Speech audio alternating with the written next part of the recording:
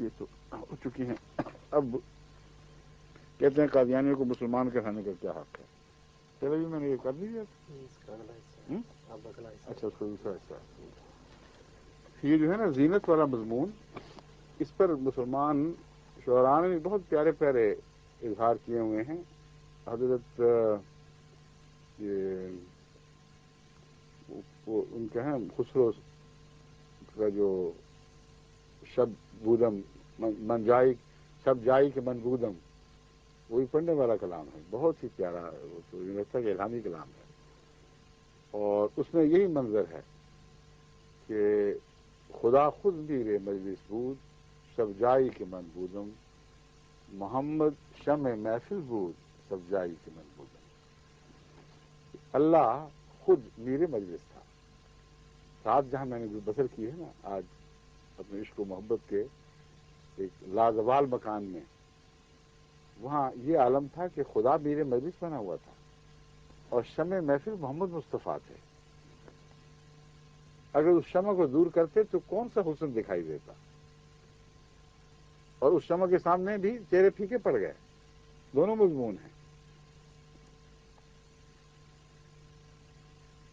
جیسے ایک اور اردو شاعر نے کہا ہے، رات محفل میں تیرے حسن کے شعلے کے حضور،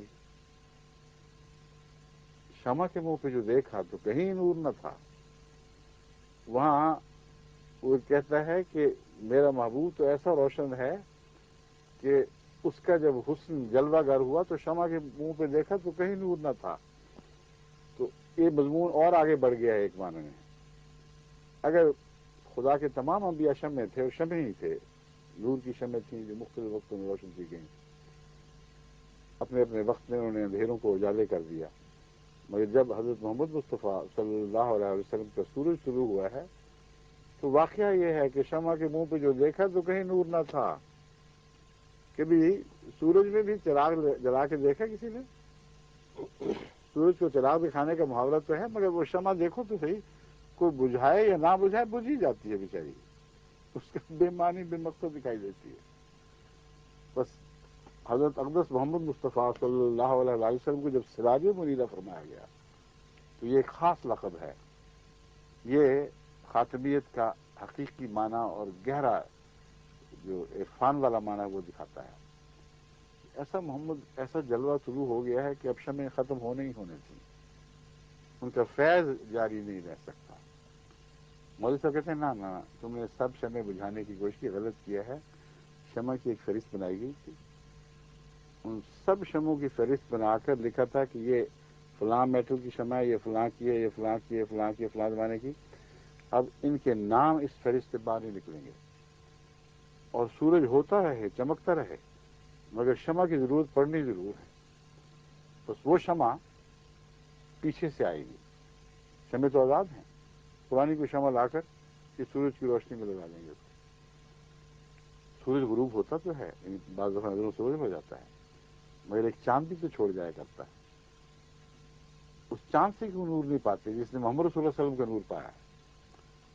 اس شمع کو کیوں پکڑتے ہیں جو اپنے زمانے میں جلی اور بجھ گئی اور جس کا فیض ختم ہو چکا ہے؟ یہ باتیں سوچتے نہیں.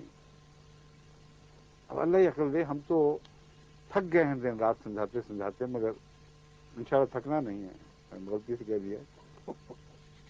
انشم کا شعر یاد آیا تھا کہ تھک گئے ہم تو انہی باتوں کو کہتے کہتے. وہاں بھی مسیح علیہ السلام کی یہ مراد نہیں ہے، کوئی عربی غلط نہ سمجھ جائے کہ مسیح موت تھک گئے ہیں. یہ ایک محاورہ ہے. کتنا کرے کہہ کہہ کے زمانے گزر گئے، یہی باتیں کہتے جا رہے ہیں، سمجھتے ہی کوئی نہیں. تو نعوذ باللہ نہ نبی کی شان ہے کہ تھکے، نہ اس کے خلیفہ کا کام ہے کہ وہ تھکے. تھکنا نہیں، موت تک نہیں تھکنا انشاءاللہ، نہ آپ نے تھکنا ہے.